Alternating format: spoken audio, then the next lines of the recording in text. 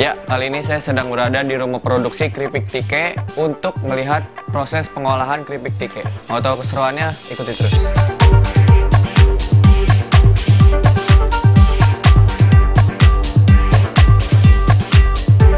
Nah, sebelum melihat proses pembuatan keripik tike, ada baiknya kita mengenal bahan dasar keripik ini. Keripik tike ini berasal dari tanaman sejenis rumput liar atau biasa disebut dengan purun, yang biasa tumbuh di genangan air seperti sawah, rawa, atau pinggir sungai. Purun jenis ini masuk kelompok tanaman gulma atau tanaman pengganggu yang sering tumbuh di antara tanaman padi, sehingga tanaman ini menjadi musuh bagi para petani. Ada banyak jenis purun. Purun yang dibuat tike adalah purun tikus. Bahasa Latinnya Eleocharis dulcis. Oleh masyarakat Jawa, Sunda, dan Betawi, purun ini disebut rumput tike yang biasa dimakan bagian umbinya. Selain padi di sawah, purun tikus ini biasa tumbuh beriringan dengan purun danau atau masyarakat menyebutnya rumput embet yang biasa dipakai sebagai bahan baku pembuatan tikar purun. Ini adalah tanaman tike yang mirip dengan ini nih, embet. Tuh kan beda kan? Ini embet. Nah, tuh. Dia tuh tipis, biasa buat tikar ini ya. Dan ini tike. Nah, ini tanamannya ujungnya. Pas kalau kita potek tuh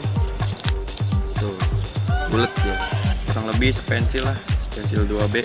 Dia tuh beda tapi hidupnya berdampingan. Rumput tike ini ubinya kecil, bulat, dan sekilas mirip tai kambing, dan memiliki daging putih seperti bengkoang. Mulai tumbuh dan berkembang biak saat musim hujan, dengan daun lebat berwarna hijau tetapi umbinya belum tumbuh. Umbi tike mulai membesar dan bisa dipanen pada saat musim kemarau, saat genangan airnya mengering dan daunnya berwarna coklat. Di Indramayu, umbi tike ini biasa diolah menjadi keripik yang populer dengan nama keripik tike, yang saat ini sudah menjadi industri rumahan. Untuk melihat proses pembuatannya, saya berkenan mengunjungi kampung tike yang berada di Blok Jangga Tua, Desa Jumbleng, Kecamatan Losarang, Kabupaten Indramayu. Dan di depan saya ini gapura untuk menuju kampung tike. Saya akan menemui Ibu Darina, salah satu pembuat keripik tike secara turun-temurun, yang sukses mengembangkan dan mempopulerkan produknya hingga keluar daerah. Yuk kita tanya langsung, bagaimana sih Bu proses pembuatan keripik tike ini?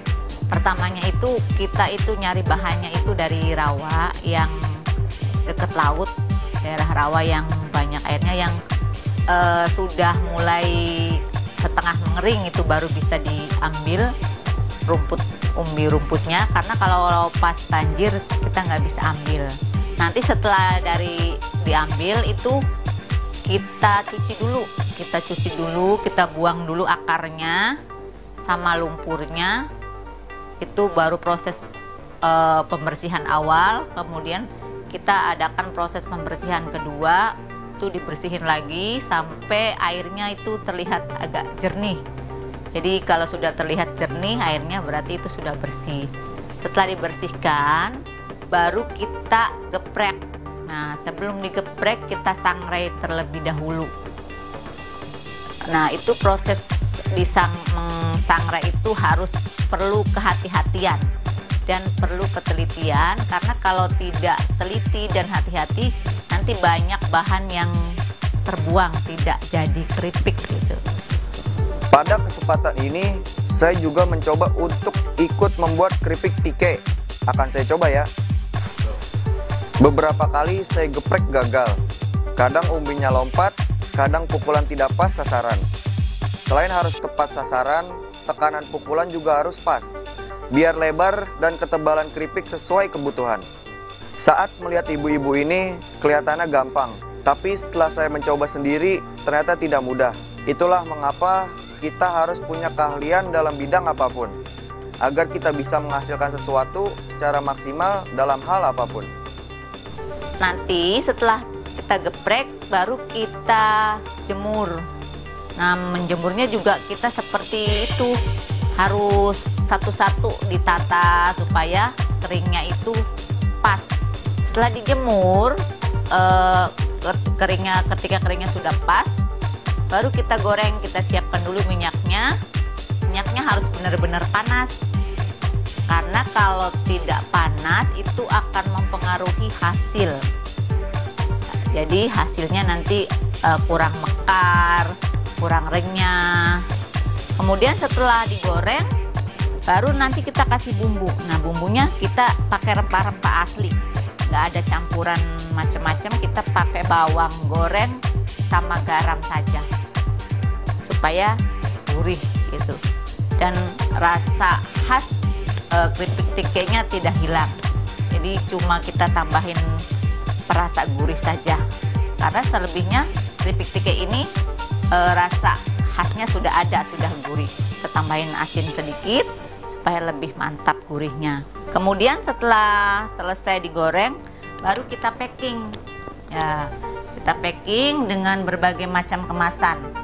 Kita mengemas sesuai dengan permintaan konsumen.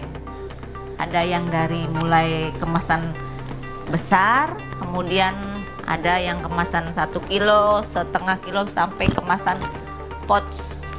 Bahkan ada juga yang kemasan paling kecil nanti untuk warung-warung.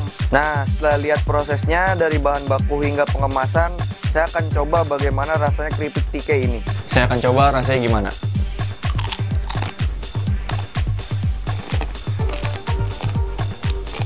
Gurihnya kayak emping ninjo, cuman nggak pahit. Tapi aromanya seperti rumput laut. Enak, gurih. Setelah tahu rasanya, sekarang saya ingin tahu juga sumber bahan baku, kapasitas produksi hingga pemasarannya. Kita tanya-tanya lagi yuk. Kebutuhannya kan banyak. Bagaimana untuk suplai bahan bakunya? Dari Indramayu atau dari daerah lain? Ya, awalnya bahan bakunya kita dari daerah sendiri, ya dari Jumbleng, bagian sana utara yang dekat laut. Itu sehari kita bisa dapat, waktu itu masih 3 liter sampai 5 liter masih dapat gitu ya, untuk sehari. Kita proses sendiri, kita produksi sendiri, kita jual sendiri.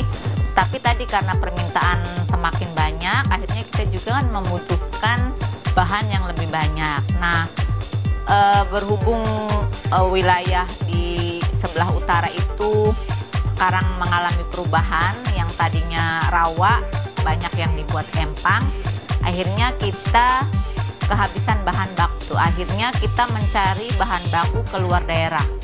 Nah, awalnya kita coba mencari, dan kebetulan di daerah Cilacap ternyata di sana banyak bahan baku umbi rumput tike di daerah rawa di sana. Awalnya juga waktu bahan baku masih dari daerah kita sendiri, untuk pengolahan kita masih lakukan sendiri bersama keluarga, ayah, ibu gitu. Tetapi karena semakin banyaknya permintaan di pasaran, bahkan sampai keluar kota juga sudah banyak yang meminta. Dan ketika kita menemukan bahan baku juga, alhamdulillah dari Cilacap itu ternyata bisa mencukupi, ya setidaknya mencukupi sih, belum waktu itu, setidaknya masih bisa untuk bertahan. Bagaimana supaya produksi kita tetap berjalan. Nah, akhirnya kita juga merekrut para tetangga, saudara untuk bisa membantu kami bekerja sama untuk memproduksi keripik tike ini, supaya kegiatan usaha kami ini berjalan lancar. Dan alhamdulillah dengan adanya produksi keripik tike ini, akhirnya juga ini bisa menjadi solusi buat ibu-ibu rumah tangga yang tadinya kurang pekerjaan, yang tadinya cuma bekerja di rumah, sekarang mereka jadi ada sedikit penghasilan tambahan. Dan alhamdulillah yang tadinya awalnya kita memproduksi sehari itu cuma 3 liter yang kita jual sendiri keliling dari rumah ke rumah, akhirnya sekarang alhamdulillah kita bisa memproduksi dalam 1 hari itu sekitar dapatnya 10 kilo matang, itu sekitar 1,5 kintal bahan mentah. Semakin kesini ternyata banyak peminatnya, bahkan luar pulau banyak yang menyukai keripik tike ini dengan gurihnya yang khas itu. Akhirnya karena kita tidak mungkin untuk memasarkannya sendiri ya, untuk yang jarak jauh, kita fasilitasi mereka dengan menjualnya melalui online, dan kita sudah membuat akun marketplace ya. Di antaranya untuk yang jauh boleh memesan keripik tike ini lewat Shopee dan Evermost. Ya. Akun Shopee-nya di Widya Smart 922. Jadi boleh mengorder buka akun Shopee Widya Smart 922, dan di akun Evermost nama akunnya Umi Darina Dav Evermost.